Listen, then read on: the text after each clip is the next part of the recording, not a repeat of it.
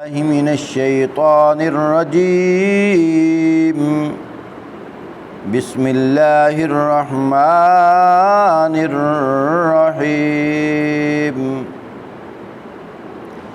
وَاذْكُرُوا نِعْمَةَ اللَّهِ عَلَيْكُمْ وَمِيثَاقَهُ الَّذِي وَاثَقَكُم بِهِ إِذْ قُلْتُمْ سَمِعْنَا وَأَطَعْنَا وَاتَّقُوا اللَّهَ إِنَّ اللَّهَ عَلِيمٌ بِذَاتِ الصُّدُورِ۔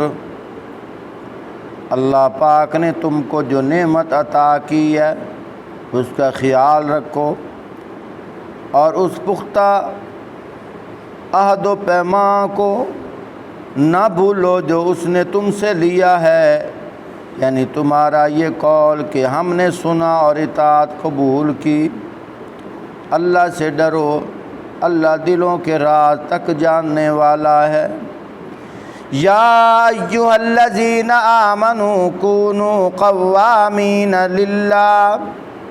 للہ شہداء بالقسط ولا یجرمنکم شنآن قوم علی الا تعدلوا اعدلوا هو اقرب للتقوی واتقوا اللہ ان اللہ خبیر بما تعملون۔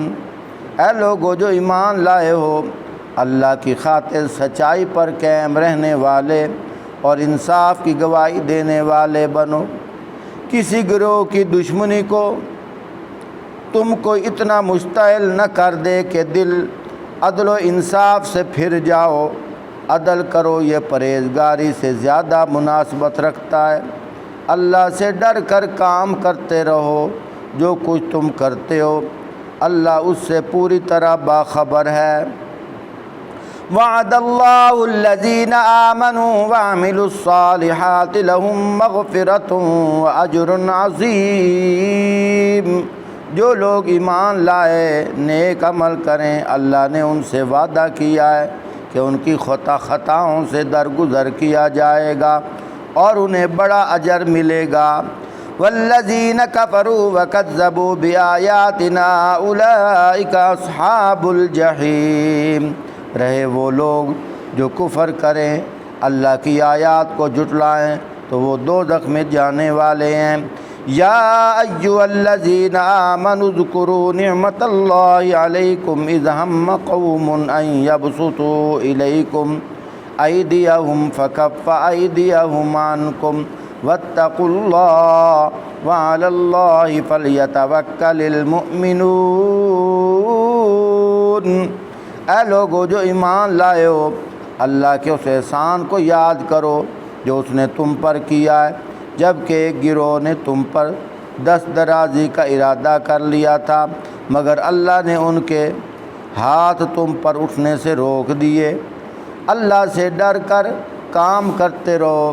ایمان رکھنے والوں کو اللہ ہی پر بھروسہ کرنا چاہیے۔ سبحان اللہ۔ محترم سامعین، یہ بات قابل غور ہے۔ قرآن پاک کے اندر اللہ پاک نے بے شمار عنوان بیان فرمائے ہیں، لیکن بڑے 4 عنوان ہیں۔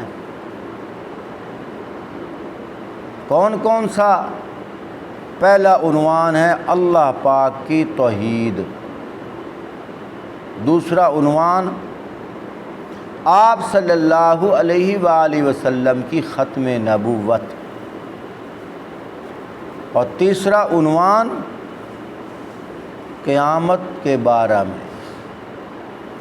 چوتھا عنوان انسان نے اس دنیا کے اندر جو عرصہ گزارنا ہے، روز مرہ زندگی میں جو معاملات پیش آنے ہیں، اللہ پاک نے وہ حکم ارشاد فرمائے ہیں کہ تو آزاد نہیں ہے،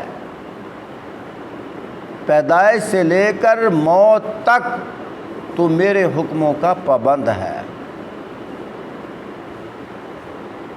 تیری خوشی، تیری غمی، تیرا اٹھنا بیٹھنا، تیرا اوڑھنا بچھونا، ہر عمل تیرا وہ ہونا چاہیے جو میں نے قرآن پاک کے اندر ذکر فرمایا ہے۔ اگر اس طرح تو کرے گا، وعد اللہ الذین آمنوا، اللہ کا وعدہ بھی ایمان والوں کے ساتھ ہے۔ سبحان اللہ۔ اللہ پاک کیا کام فرمائیں گے؟ فرمایا پہلا کام تو اللہ یہ فرمائیں گے کہ وَعَمِلُوا الصَّالِحَاتِ، جو لوگ اچھے اعمال کریں گے ان کے لیے فرمایا لَهُم مَغْفِرَةٌ، اگر کام کاج کرتے ہوئے کوئی غلطی ہو جائے، اللہ پاک فرماتے ہم ان کو معاف کر دیں گے۔ جیسے کوئی ملازم ہو مل فیکٹری کے اندر یا گھر کے اندر ملازمہ ہو جو سلیقے سے کام کرتی ہو، نیت کی ٹھیک ہو، اور اس سے گھر کا قیمتی برتن بھی ٹوٹ جائے، مالک مکان کہتے ہیں کہ اس کی نیت تو ٹھیک ہے نا، ہمیشہ اس کا یہ کام نہیں، بس غلطی سے ٹوٹ گیا ہے، چلو ہم معاف کر دیتے ہیں۔ اللہ پاک بھی فرماتے ہیں، فرمایا کہ جو ایمان لانے والے ہیں پھر اچھے اعمال کرنے والے ہیں، لَهُم مَغْفِرَةٌ، اگر ان سے کوئی غلطی ہو جائے، خطا ہو جائے، فرمایا ہم ان کی خطاؤں کو معاف کر دیتے ہیں۔ صرف یہاں تک بس نہیں، وَأَجْرٌ عَظِيمٌ، فرمایا اجر عظیم بھی عطا فرماتے ہیں۔ پیچھے اللہ پاک نے کیا فرمایا؟ سبحان اللہ، فرمایا ان اللہ علیم بذات الصدور، اللہ کی ذات تو وہ ذات ہے جو تمہارے سینوں کے بھیتوں کو بھی جاننے والے ہیں۔ اللہ اکبر، جو تمہارے دل کے خیالات ہیں، جو تم سوچ رہے ہو ساتھ والے کو نہیں پتہ، اللہ پاک فرماتے ان کا بھی ہمیں پتہ ہے، ہم تمہارے سینوں کے خیالات کو بھی جانتے ہیں۔ میرے بھائیوں، الحمدللہ اللہ پاک کا ہم پر کتنا کرم ہے۔ آج کا دن 9 ذی الحج کا دن ہے، کل انشاءاللہ عید بھی پڑھی جائے گی، تو آج کا دن بہت عظیم دن ہے۔ فرمایا آج کا دن وہ دن ہے کہ 5 ایام کے اندر ہم نے تکبیر پڑھنی ہے، اس کو ایام تشریق کہا گیا ہے۔ فرمایا 9 ذی الحج کی فجر سے لے کر 13 ذی الحج کی عصر تک ہر فرض نماز کے بعد ایک دفعہ اونچی آواز سے اللہ اکبر، لا الہ الا اللہ واللہ اکبر، اللہ اکبر وللہ الحمد، یہ پڑھنا واجب ہے۔ واجب اگر جان بوجھ کر چھوڑا جائے انسان گناہگار ہوتا ہے، اللہ کا مجرم ہوتا ہے۔ بھولے سے چھوٹ جائے، فرمایا اس کی قضا تو ہے نہیں، استغفار کرو، اللہ مجھے معاف کر دے۔ مرد حضرات چاہے اکیلے نماز پڑھیں چاہے امام کے پیچھے پڑھیں، انہوں نے اونچی آواز سے پڑھنا ہے۔ اتنا بھی اونچا نہ پڑھو کہ ساتھ والا ساتھی بھی پریشان ہو جائے، بس تھوڑا سا اونچی آواز سے پڑھو۔ عورتیں جو ہیں چاہے جماعت سے نماز پڑھیں چاہے علیحدہ نماز پڑھیں، انہوں نے اونچی نہیں پڑھنا۔ عورت کی آواز بھی عورت ہے، عورت کا مطلب ننگیز ہے، یعنی عورت کی آواز کو بھی پردہ ہے۔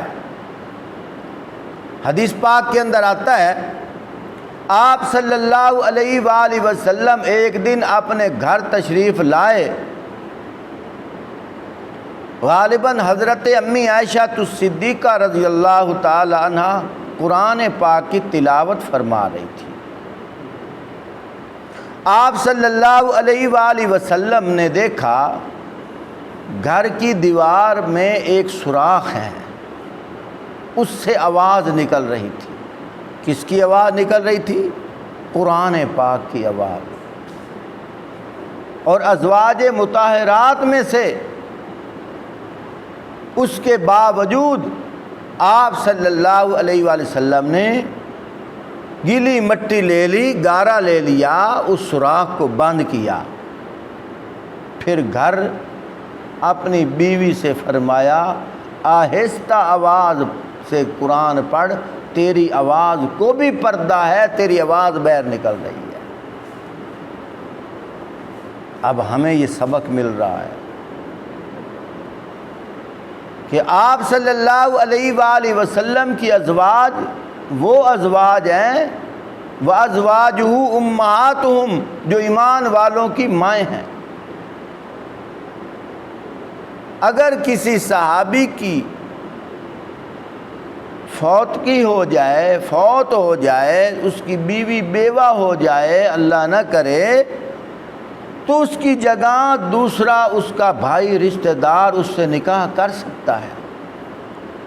جس طرح حضرت علی رضی اللہ تعالی عنہ کا بھائی جعفر طیار رضی اللہ تعالی عنہ فوت ہوئے، ایک جگہ ہے کہ وہ شہید ہو گئے، تو ان کی بیوی حضرت جعفر رضی اللہ تعالیٰ عنہ کی بیوہ ہو گئی۔ حضرت علی رضی اللہ تعالیٰ عنہ کی بھابھی تھی، انہوں نے اپنی بیوہ بھابھی کا نکاح حضرت ابو بکر صدیق رضی اللہ تعالیٰ عنہ سے کر دیا۔ جب ابو بکر صدیق رضی اللہ تعالیٰ عنہ کا انتقال ہوا، پھر وہ عورت بیوہ ہو گئی، حضرت علی رضی اللہ تعالیٰ عنہ نے خود ان سے نکاح کر لیا۔ ان سے 2 بیٹے پیدا ہوئے، زید ابن علی، یحییٰ بن علی۔ تو بات کرنے کا مقصد یہ ہے، امت میں سے کوئی مرد حضرات فوت ہو جائے، جب ان کی بیوی بیوہ ہوتی ہے، وہ دوسرے سے نکاح کر سکتی ہے۔ نبی کی جو ازواج ہیں وہ امت کی مائیں ہیں، نبی کے جانے کے بعد ان کی بیوییں کسی اور سے نکاح نہیں کر سکتی، مائیں ہیں۔ لیکن اس کے باوجود آپ صلی اللہ علیہ وسلم کیا فرما رہے ہیں؟ تیری آواز کو بھی پردہ ہے۔ پیارے بھائیوں، ہمیں بھی اس پر غور کرنا چاہیے۔ آج کل تو اللہ پاک معاف فرمائے، عورتیں بھی ٹیلی ویژن پہ آ کر، سوشل میڈیا کا زمانہ ہے، ویڈیو بن رہی ہے، وہ میک اپ کر کے بیٹھی ہے اور میں اسلام پھیلا رہی ہوں، حالانکہ چہرے کا بھی پردہ ہے، لیکن کیا اسلام پھیلانا ہے؟ اس لیے علماء نے لکھا ہے، فرمایا 1,00,000 کم و بیش 24,000 انبیاء آئے تو مرد، کوئی عورت نبی بن کر نہیں آئی۔ فرمایا یہاں یہ سبق ملتا ہے کہ اگر دعوت و تبلیغ کا کام کرنا ہے تو مردوں کو چاہیے، عورتوں کی اللہ کی بندگی عبادت کیا ہے؟ فرمایا وہ گھر کے اندر رہیں، پردے میں رہیں، اس کی بڑی عبادت یہی ہے۔ آج کل حیرانگی ہے، کراچی کے اندر کچھ جید علماء ہیں، انہوں نے اس بات پر بھی اعتراض کیا ہے، یہ جو عورتیں بستر اٹھا کر دوسرے گھروں میں جاتی ہیں، عورت کا مقام اپنے گھر کے اندر ہے، وہیں اپنی اولاد کو، اپنے بچوں کو دین کا علم سکھائے، دوسرے گھر میں بھی نہیں جا سکتی۔ حضرت مولانا مفتی رشید احمد صاحب، ان کا انتقال ہو گیا ہے، انہوں نے اس بات پہ اختلاف کیا تھا۔ تو بہرحال میں بہت دور نکل گیا ہوں، آواز بھی سنانا حرام ہے، چہرہ تو دور کی بات ہے۔